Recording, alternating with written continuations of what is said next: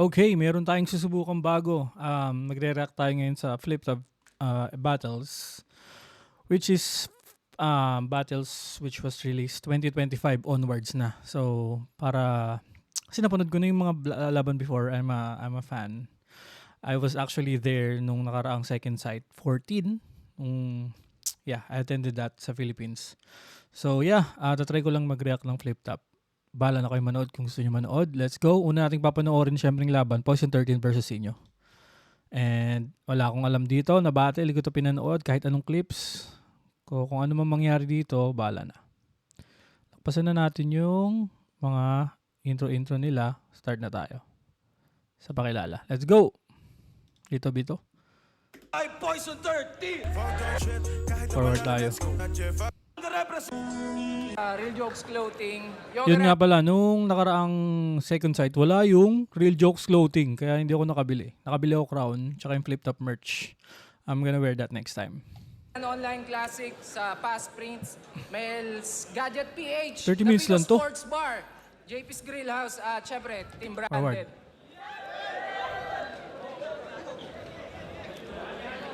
Eto, wala ako nung event na to kasi March to. Umuwi ako ng Philippines April. So, naabot ako yung second sight. Nanalo ng coin toss si Poison, pero first time natin gagawin din dito. Coin toss kung judged ba o hindi. Kung heads to, judged. Kung tails, hindi. O, judged to. Nanalo ng coin toss, Poison 13. Ito ay ahon 3. Hindi March. mauna. Sinyo, pahinga natin. Unang Yo, banat, bumaba ahon yung bongko. 15, day 3. Sinyo. Let's go! Etong battle na to, ito yung sumunod na battle ni Sinyo from Shernan, which is napakaganda na pinakita niya. Poison 30 naman laban kay Goryong Talas nung ahon, day 2 yata or day 1.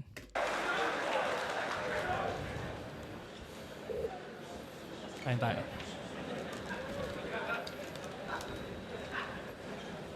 Una sa lahat, humihingi ako ng tawad kung yung match-up walang kalatoy-latoy. Nangako ka sa akin, Brad. Kaya mo ko napapayag na tumuloy. Pero ang hinihingi ko sa'yo, si Sayad. Ang binigay mo, si Sad Boy. Sad boy. Hoy! Hindi to nakakatuwa. Rick, wala ka bang magawa? Yung matchup mo, sobrang lamya. Ano to, big time versus big T? Ganun ka ba kasama? Big time versus big deal. Alam naman natin yung inside jokes kay Poison 13, no? Sobrang Depressed kid. lamya. Gusto ko sanang bumatel bilang ibang tao. Mhm. Ang kaso, demanding to masyado. Ang daming reklamo. Ibang tao, alter ego. Kasi si Poison, Marcom Bongo, alam ko eh. Yun ba yung ibig sabihin sa inyo? Ang kaso, demanding to masyado. Ang daming reklamo. Akala mo kung sino. Pwes popwersahin kung lumitaw yung alter ego. Tatambulin ko to sa ulo. Gamit maso. Hindi ko titigilan hanggat di ko natatanaw bungo ni Marco. Alter ego. Usap nga tayo. Balita ko, magpapakamatay ka. Dead crowd ko sa Bakit? inyo? Bakit? Ngayong araw mo pa naisip? Shit! Sa 1 minutes pa talaga? Nag-iisip ka ba? Bilang na nga lang oras mo, ba't pinaiiksi mo pa? Kung sa bagay, may punto siya. Suicidal nga pala, kaya binitin ka. At saka, kasalanan mo rin naman yan kung bakit mo yan nararanasan. Alam mo yung depresyon, nai-stress ka sa mga ginagawa mong kalokohan. Tangina kasing trip yan, makikipagkantutan. Tapos pag nahuli, maglulungkot-lungkutan.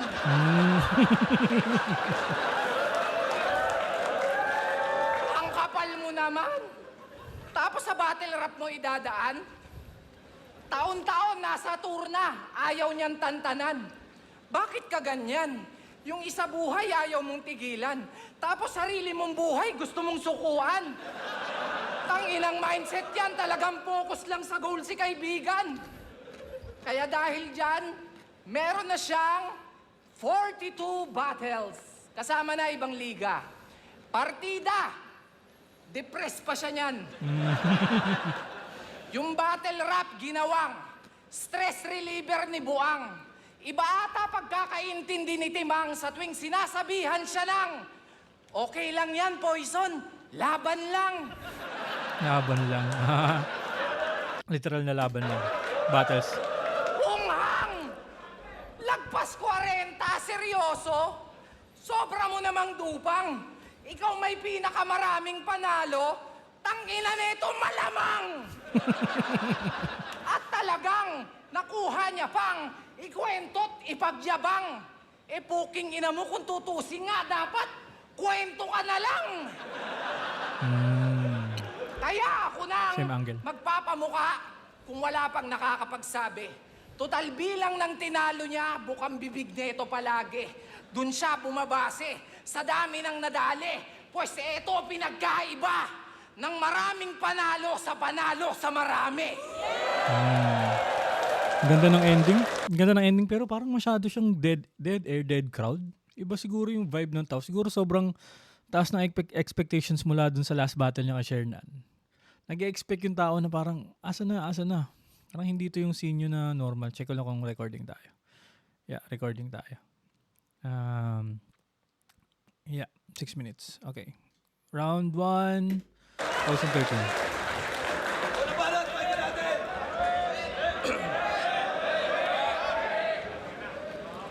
Pagkatapos niyang bumanat ng mga pang-depressed na bara, may tanong ako, sir. Paano malulungkot yung Poisong masaya kung binigyan nyo pa ng Joker? Game? Anong sabi mo? Ilang porsyento ng sahod namin ikaw ang pinaghuhugutan? Galing ka Shernan battle. Nag-aabono ako.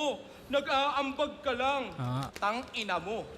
Kung totoo man yan, ba't kay Apex Tol, hindi mo narebat yun? Natakot ka nung quarantine dahil baka ka masilat doon. Alam mo kasing pag walang crowd, wala kang makukuhang reaksyon. Alam mo kasing pag walang crowd, wala kang makukuhang reaksyon. Ultimo ka-rival mong si Apex nung natalo, umiyak nun. Tapos manunumbat ka lang? Kesyo sa mga sweldo namin, siya daw ang nagdadagdag. Masaya kang nagpapagpag habang kami nalalaspag. Yan ang napiling palusot. Paano ko siya malalaglag? Nag-ambag ng talent fee yung walang talent na maambag. Nasa pasarapan na kasi ng buhay. Di ba laging bara kay Angel Casino is magmulto siya? Di daw siya rapper, komedyante lang. Okay. From Apex versus Inyo yun eh. Na maambag.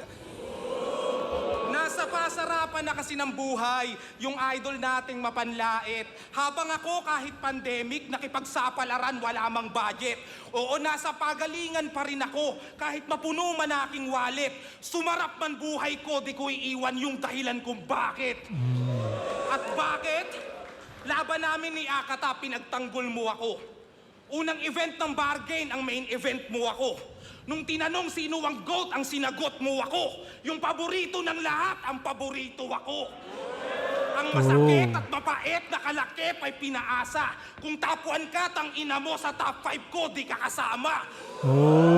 Balakid yun. Balakid reference yun. Top 5 ng top 5 nyo.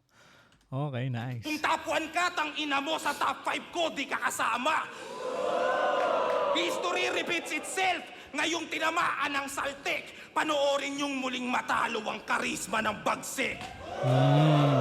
Sabi mo, ikaw si All Might, number 1 Karsba versus magbagsak reference. bagsik. Sabi mo, ikaw si All Might, number 1 na pandiinan, baka Elsa kay Gregor na pantawid sa kagipitan, natapat sa 29, ikaw ang napag-initan. Mamaya iindahin mo na naman yung tagiliran. Tagiliran, reference sa Dos Toon to ni Lip Cram Jonas versus Tipsy D tsaka Sinyo kasi masakit yung tagiliran ni Sinyo doon. Tama, di ba? Let's go! Napag-initan, mamaya iindahin mo na naman yung tagiliran.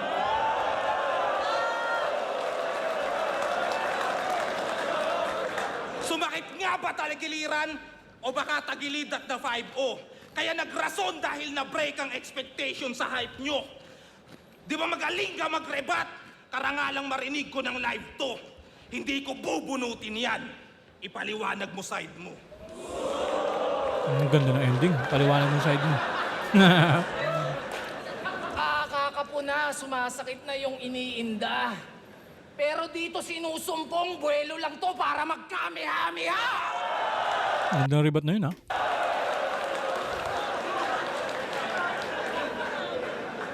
Sabi nila, di daw ako ubra kasi well-rounded to.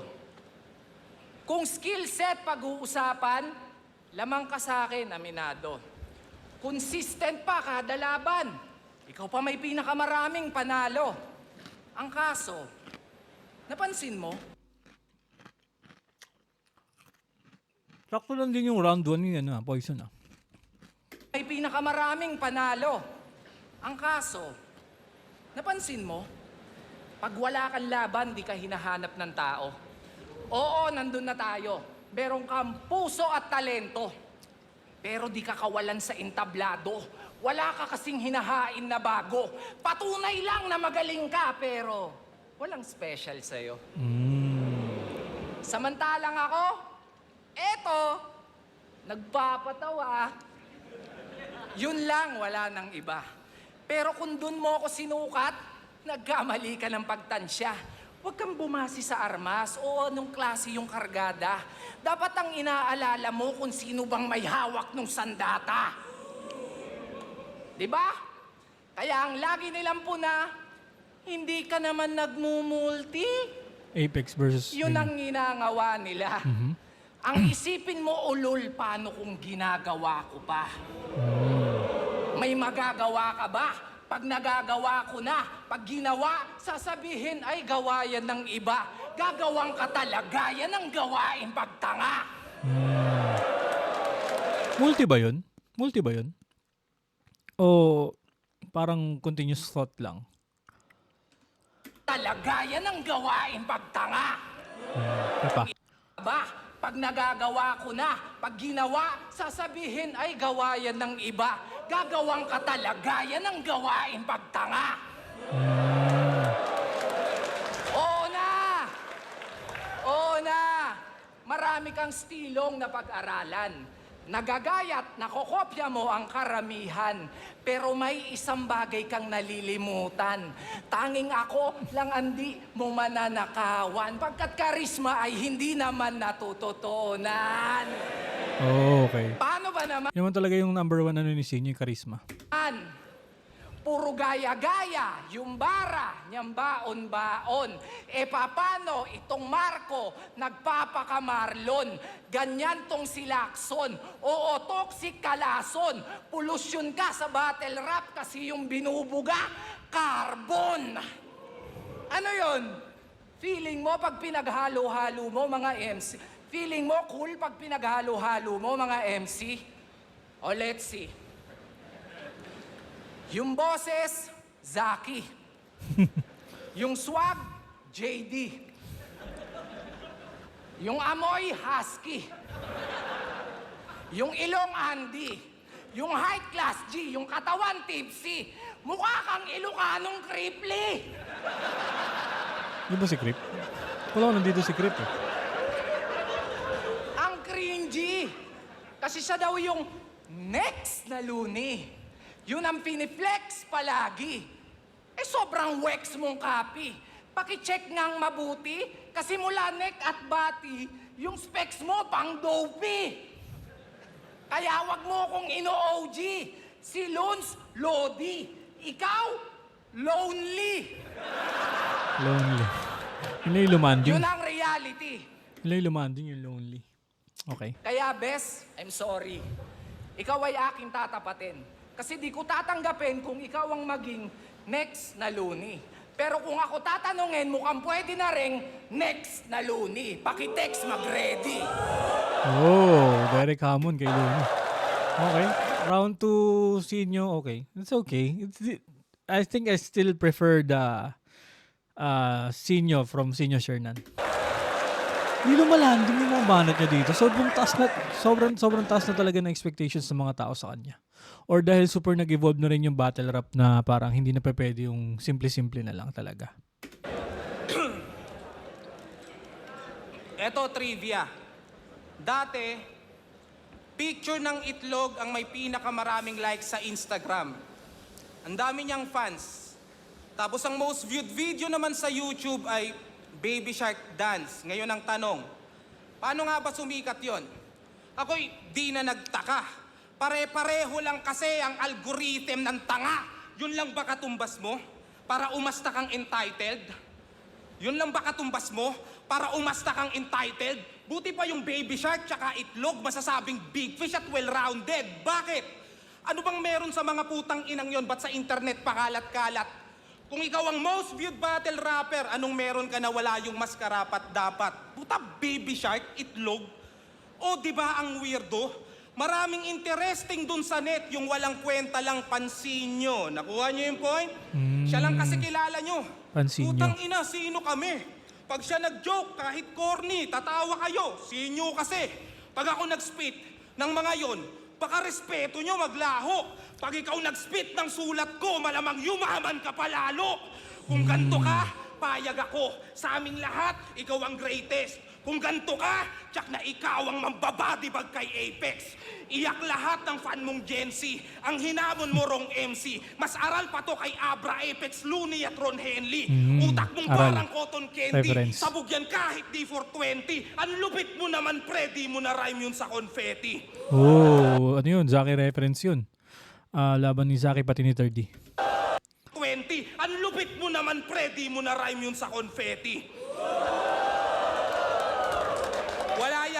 Wala yang bars kahit wala yang bars pero sa style niya na natiling prisoner. Masyadong plain at cheap ang pag-angat na parang piso fair. Sa salapi mo we don't care. Walang mayaman dito, sir, dahil pag skills ang kinumpare, ganito mag-multimillionaire.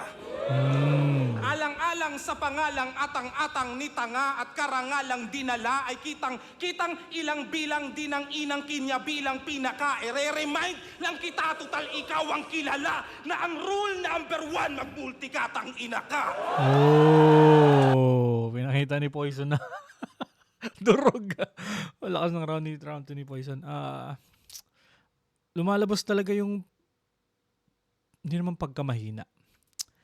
Yung difference ng skill pag nakalaban ni Sinyo is yung sobrang technical talaga. Kaya-kaya talaga siyang durugin.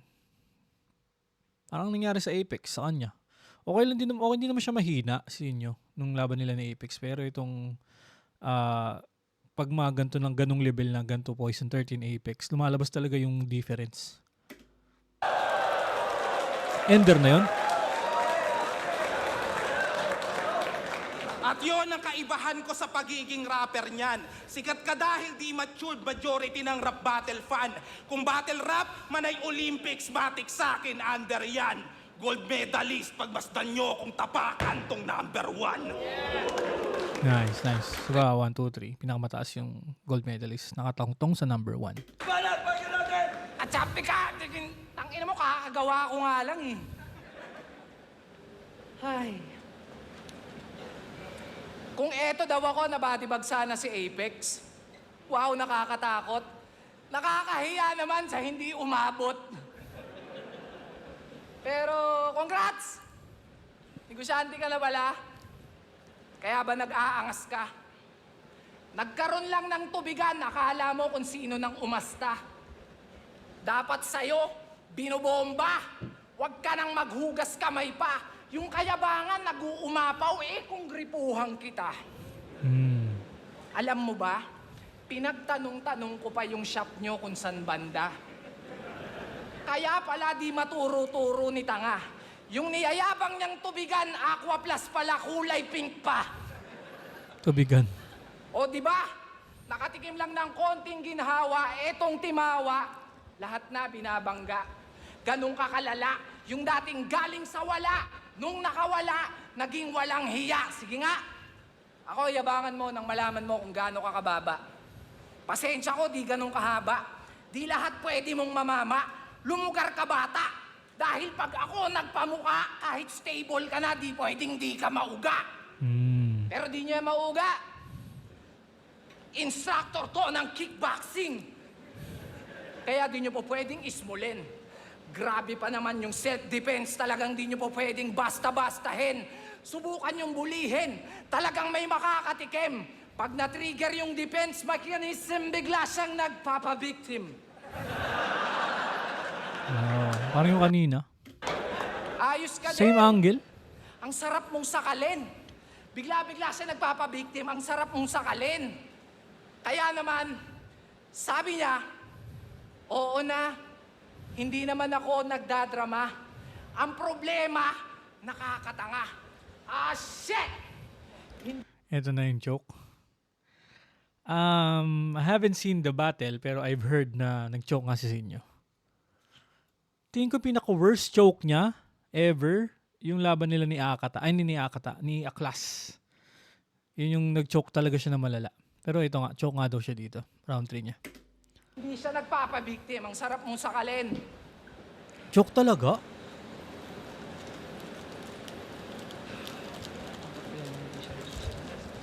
Choke talaga?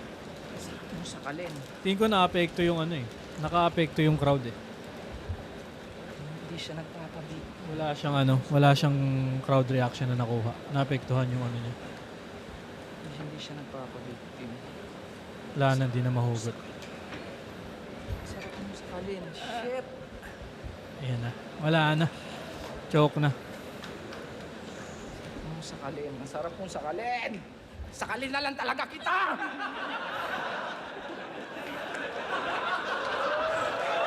Wala. Choke talaga. Choke. Choke talaga. Wala. Sumisidal kasi nabitin, kaya ang sarap sakalin. Ang laking impact na ito kasi main event ka eh. Main event ka tapos nag-joke ka. Ay, ang hirap manood na ito ng live. Wag ganito. Papanoorin rin natin yung second side kahit mga napanood ko na yung battles na yun. Lahat yun isa buhay tournament. May isang MC doon na nag-joke. Alam ko na kung sino. Pero yan. Joke talaga. Call it! Fuck you. Call it! Call it! Call it! Ang sarap mong sakalin. Call it!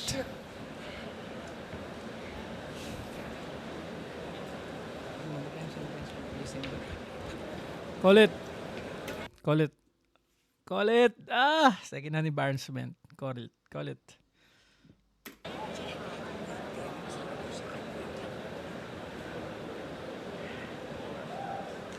Ah, shit, time. Tayo, kulibahan at pahinga natin.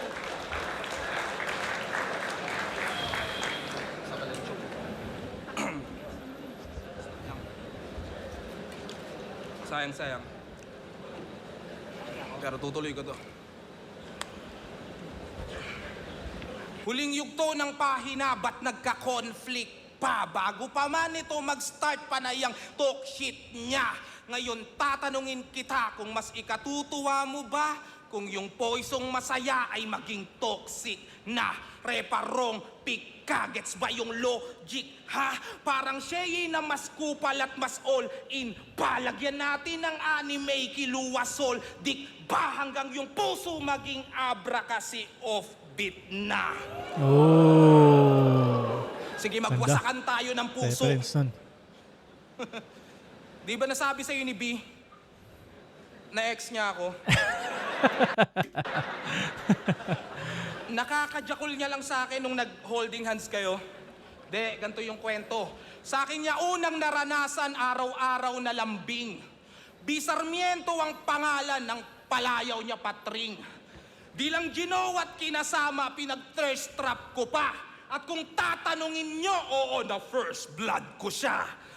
Suicide Squad ang ebidensya dahil dun ko natuhog. Kita naman si Harley Quinn, di ba, sa poison na hulog. O pwede ring hindi ganon, pero patay ka sa iyong wifey. Kasi yung halik ni B.I. Poison na naging si Poison Ivy. Anong laughter is the best medicine?